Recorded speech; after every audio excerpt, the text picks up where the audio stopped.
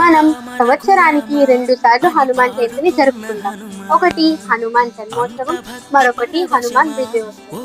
చైత్ర శుద్ధ పౌర్ణమి నాడు రామాయణం ఆధారంగా ఈ హనుమాన్ జన్మోత్సవాన్ని జరుపుకుంటాం. అంజనా గర్భ సంభూతో వాయుపుత్రో మహాబలి అంటే అంజనాదేవి గర్భంలో జన్మించిన వాయుదేవిని పుత్రుడైన అపారమైన శక్తికను. చైత్ర శుద్ధ పౌర్ణమి నాడు ముఖ్యంగా ఉత్తర భారతంలో అంటే నార్త్ ఇండియాలో జరుపుకుంటాం. రెండవది హనుమాన్ విజయోత్సవం. ఇది మనం వైశాఖ మాసంలో వైశాఖ బహుళ దశమి రోజు జరుపుకుంటాం. సీతాదేవిని కనుగొని లంకను దహనం చేసి శ్రీరామునికి విజయాన్ని తీసుకొచ్చింది. అందుకే ఈ రోజు మనం హనుమాన్ విజయోత్సవాన్ని జరుపుకుంటాం. దక్షిణ భారతంలో అంటే సౌత్ ఇండియాలో ఈ హనుమాన్ విజయోత్సవాన్ని జరుపుకుంటాం. ఈ సంవత్సరం ఏప్రిల్ 2వ తారీఖున హనుమాన్ జన్మోత్సవాన్ని, 41 రోజుల తరువాత మే 12న హనుమాన్ విజయోత్సవాన్ని జరుపుకుంటున్నాం.